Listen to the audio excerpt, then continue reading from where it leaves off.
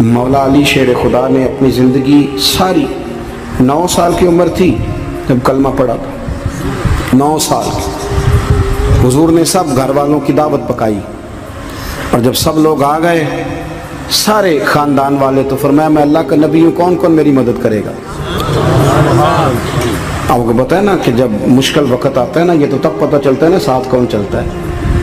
امیر آدمی ہو نا جس کے پاس 10 کروڑ روپیہ ہو اور وہ اپنے مکان کا تیسرا لینٹر ڈالنے لگے نا، تیسرا، تو سارے بڑے بڑے لوگ آ کے پوچھتے ہیں چودھری صاحب کوئی ضرورت ہوئی تو بتانا، پیسے پوچھے۔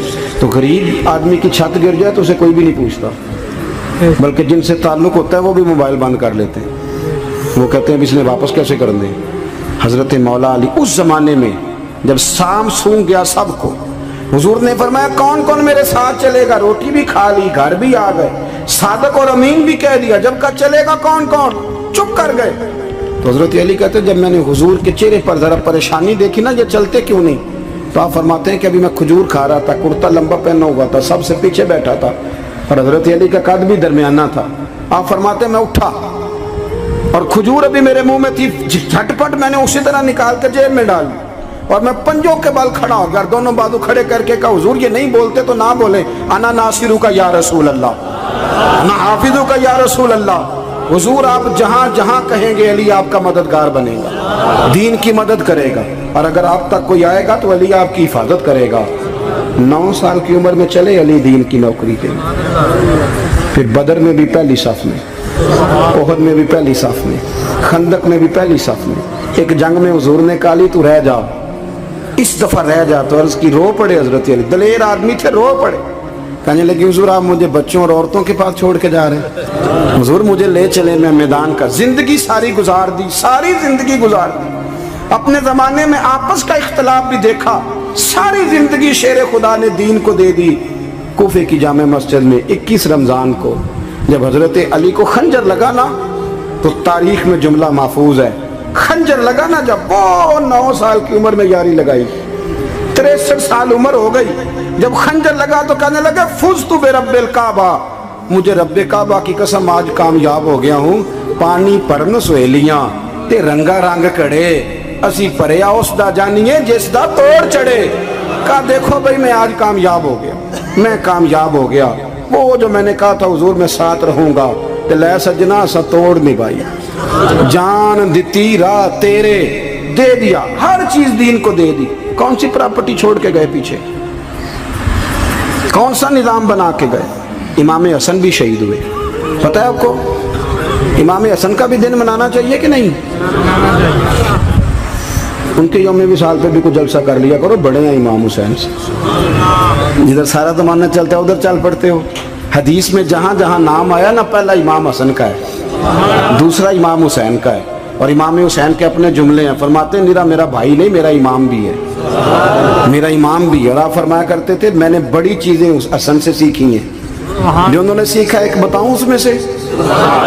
کچھ لوگ تھکے ہیں آپ میں سے، حالانکہ میں تو زیادہ سفر کر کے آیا ہوں، عرض کروں جو انہوں نے سیکھا ہے؟ سنو، امام حسین خود بتاتے ہیں، فرماتے ہیں کہ اب میرے بھائی نا امام حسن اپنی ایک بیوی کو طلاق دینا چاہتے تھے، اختلاف شدید ہو گیا، بات طلاق تک آ گئی، مجھے پتہ چلا تو میں پہنچا، میں نے کہا بھائی جان کیا اختلاف ہے بھابھی سے؟ سنا طلاق دینے لگے ہیں، فرمایا ہاں طلاق دے دوں گا۔ چلی گئی ہے میکے، فرمایا بتائیں غلطی کیا، کیوں دے رہے ہیں؟ تو امام حسن فرمانے لگے حسین آپ نے قرآن نہیں پڑھا؟ میں نے کہا جی پڑھا ہے، بتائیں۔ کہنے لگے اللہ فرماتا ہے ہن لباس لکم وانتم لباس لہن، مرد عورتوں کا لباس ہے، عورتیں مردوں کا لباس ہیں۔ فرمایا میری بیوی میں کوئی کمزوری ہوگی تو میں پردہ ڈالوں گا کہ دنیا کو بتاؤں گا؟ امام حسین کہتے ہیں میں نے اٹھ کے بھائی کا ہاتھ چوما، میں نے کہا آیت میں نے پہلے بھی پڑھی تھی، تفسیر آج سمجھ میں آئی ہے، تفسیر آج سمجھ میں آئی ہے، میرے بڑے بھائی نے سمجھائی ہے، سمجھ میں آئی۔ کہتے ہیں کچھ دنوں کے بعد امام حسن نے بیوی کو طلاق دے دی، میں پھر آیا اور میں نے کہا میرے شانوں والے بھائی آپ بھی بتا دیں کیا مسئلہ تھا؟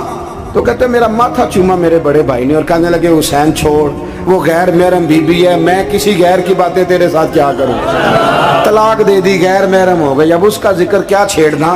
کہتے ہیں میں سمجھ گیا کہ میرا بھائی قرآن کی اس روح کو جانتا ہے جو حسین تک بھی پہنچ رہی ہے۔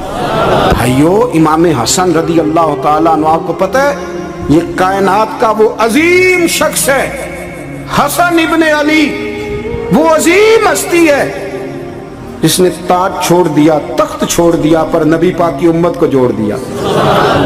نبی کریم نے ان کو اپنے ساتھ بٹھا کے کہا تھا، صحیح بخاری میں موجود ہے، کہا یہ میرا بیٹا حسن سید ہے، یا مسلمانوں کی دو جماعتیں لڑیں گی تو یہ صلح کرائے گا۔ حضرت امام حسن نے تخت چھوڑا، تاج چھوڑا، لیکن مسلمانوں کو آپس میں اتنی بڑی قربانی، اتنی بڑی قربانی۔ یہاں تو بھائی چھوٹا سا مسئلہ ہوتا ہے، مسجد میں اچھے بھلے امام صاحب نماز پڑھا رہے ہوتے ہیں، بچے پڑھ رہے ہوتے ہیں، اور مسجد میں تو تقریباً 15-20 چودھری اتوار مسجد میں ہوتے ہیں، تھوڑے پنڈ تے نہیں ہیں جی؟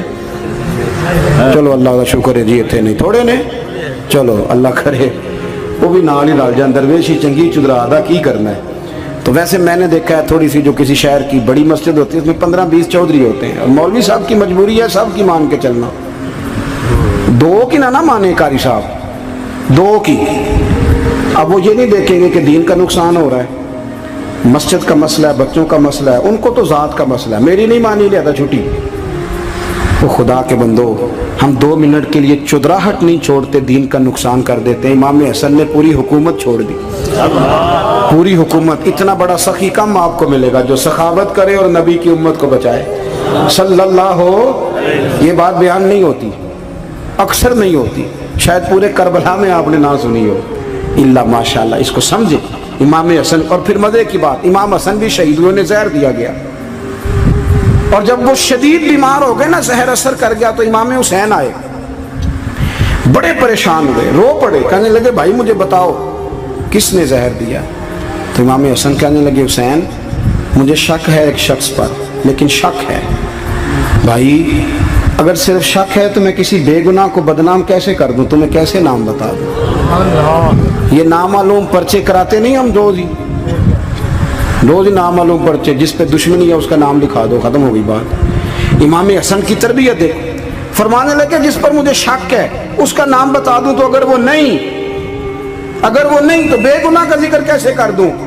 تو امام حسین فرمانے لگے بھائی جان اگر وہی ہوا تو آپ فرمانے لگے اگر وہی ہوا نا تو حسین پھر بھی تو چھوڑ دے، میں نے رب کے سپرد کر دیا، اللہ بہترین انتقام لینے والا ہے۔ اللہ اتنا بڑا حوصلہ سیدہ کے بیٹے کا، شیر کے بیٹے کا، شیروں جیسا کلیجہ، اتنا دل دریا سمندروں ڈونگے، کون دلاں دیاں جانے۔